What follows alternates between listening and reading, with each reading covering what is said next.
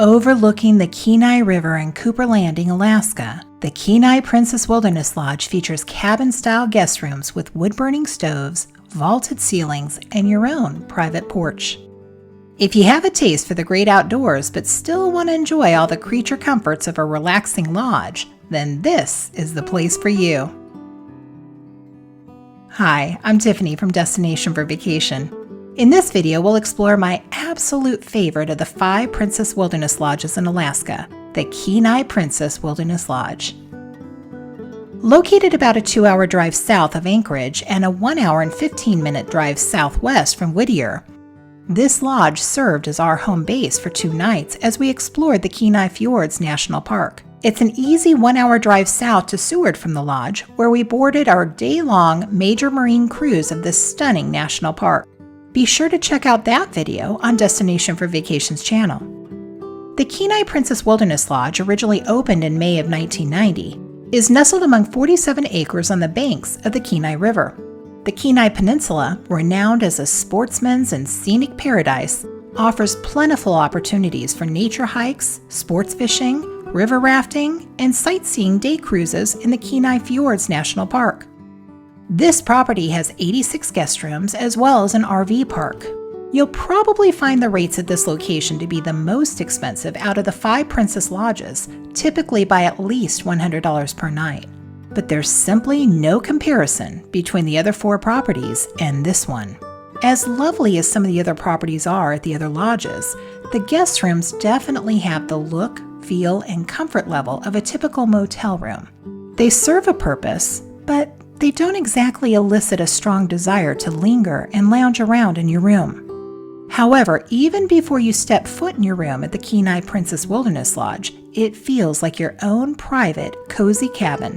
The disadvantage is these rooms are so inviting and comfortable that you may never want to leave to explore the surrounding areas.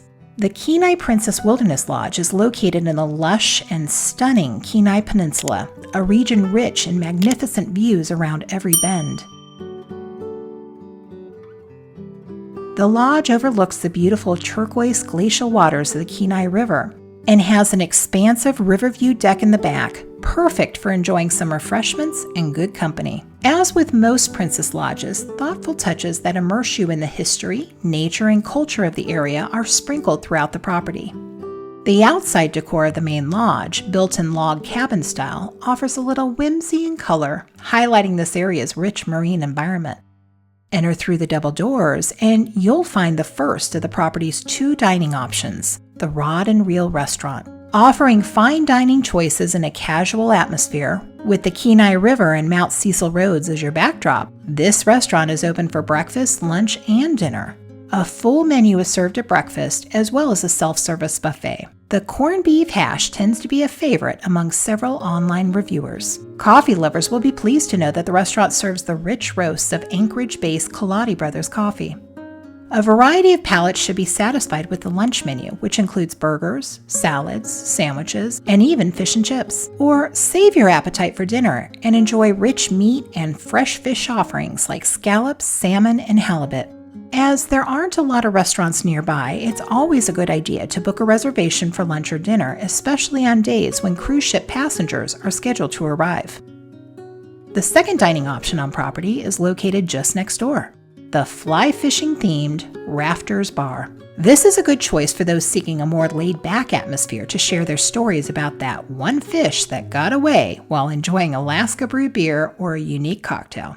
Most diners here opt to eat al fresco, taking advantage of the deck's fresh air and gorgeous views. In addition to serving 4 Alaska brewed beers on tap and more than 50 wines, plus a full bar, you can enjoy hearty pub fare, like a half-pound bacon maple cheddar burger with caramelized onions, served on a black peppercorn Parmesan bun. Other options include a short rib melt, a smoked salmon club sandwich, and even blackened halibut tacos. From this deck, there's access to a path leading down to the sparkling glacial waters of the Kenai River. However, the path was closed during our stay because of a bear sighting by the riverbank, which I'm told is not uncommon in this area.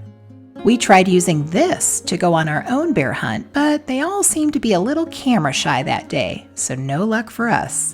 We just had to settle for the deck's comfortable rocking chairs and soothing views. If you return inside to the main lodge, you'll find the vaulted ceiling great room, which houses the guest registration area, tour excursion desk, and an espresso bar for that quick morning pick-me-up. If you're feeling a bit competitive or just want to settle down in a comfy chair and enjoy a book, you'll also find a chest with a lending library of books and games that may be checked out at the front desk. You might even find entertainment in sorting through these Jenga tiles and just reading the messages that previous guests have left. Once you've checked in, it's time to find your room. Instead of having large central units that house each guest room, rooms are grouped together in very small numbers within one-story buildings that look like cabins, providing a much more intimate feel. While there is a large parking lot by the main lodge, for most guests, it's best to drive to your room's building and park in the adjacent spaces because it's a fair distance to walk, with an incline, between the main lodge and the guest rooms. The property also offers a complimentary shuttle system to help guests get to and from their rooms, available by request. Our room was in Building 10, which was positioned perfectly to admire the views of nearby Mount Cecil roads. Surrounded by warm wood paneling, a vaulted ceiling with additional windows to let in light, and a cozy seating area, we immediately felt at home. The room was spacious, airy, and comfortable. The king-size bed was positioned below 2 crank-out windows, allowing us to enjoy the cool night breezes. This was, by far, the most comfortable bed of the Princess Lodges we had stayed at on this trip. Blackout curtains were hung next to the room's main windows and sliding glass door. But for those of you who are sensitive to light, you may want to request a room in one of the buildings that does not have these high windows, as they're left uncovered, allowing a little bit of the midnight sun to lighten up your room. We weren't bothered by this at all and found our room to be delightful, but some people need a very dark room for a restful sleep, so keep this in mind for your stay. The room had a small, cozy seating area with a couch, swivel chair, a small table with 2 chairs, a flat-screen TV, and of course, the wood-burning stove. A bucket of split logs was conveniently located nearby, and for those guests who used it more than we did, an additional wood pile was located steps away from our front door. Similar to the other Princess Lodges, the rooms did not offer air conditioning, but given the region's average temperatures in the summer months, most guests won't miss it. A ceiling fan is provided. For those on the chilly side, you have the option of using the wood stove or turning on the room's heat. The room's couch folded out into a sofa bed. You'll need to call housekeeping to request bedding for it. Ours was delivered promptly. Most kids will be fine with the sofa bed, but I do feel like the linens for it are overdue for an upgrade.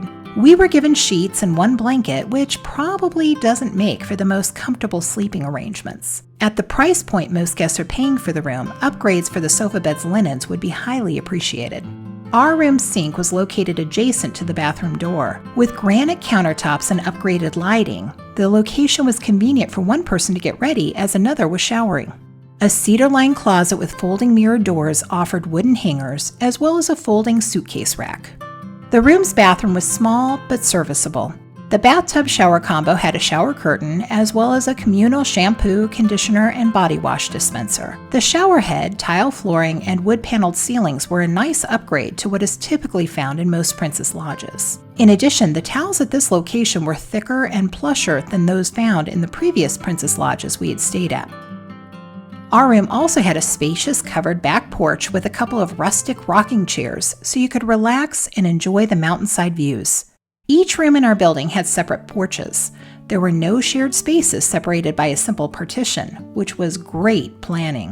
While the mosquitoes weren't nearly as bad at this location as we found them to be in the Wrangell-St. Elias region, there were enough hanging around so that we didn't really take advantage of our back porch. But I'm sure with a little insect repellent, most guests can enjoy a comfortable perch out there.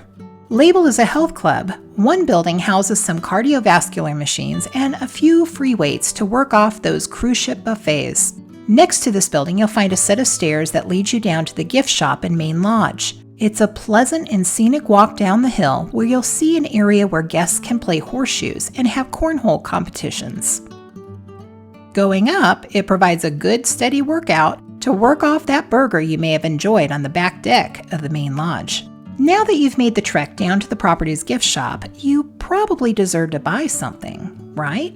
Well, that's what I told myself. With its nutcracker ambassadors greeting you at the front door, you'll enjoy perusing the unique goods at the trading post, which is housed in its own building facing the main lodge. Step inside to this log cabin and you'll be sure to find something unique and special to return home with. From artist-drawn cards and wall hangings, to ulu knives and sealskin thimbles, to a variety of one-of-a-kind jewelry items, the selection at this shop is sure to please most guests. I bought a beautiful glass-fused pendant that's very reminiscent of the Northern Lights. I've said it before in previous videos, but I'm gonna say it again. Whoever does the planning and buying for Princess's gift shops does a fabulous job. I was expecting to see the same things offered from lodge to lodge, so I was pleasantly surprised to see that each lodge sold its own unique items. Yes, there was some crossover with your standard souvenirs like jackets, t-shirts, and magnets, but I found the carvings, paintings, jewelry, crafts, and artwork to be quite varied. And with the lodges hosting many Princess Land Tour guests, this is smart, because a number of them will end up spending money in each gift shop's location when they realize that some of the merchandise is unique to that specific location and can only be bought there.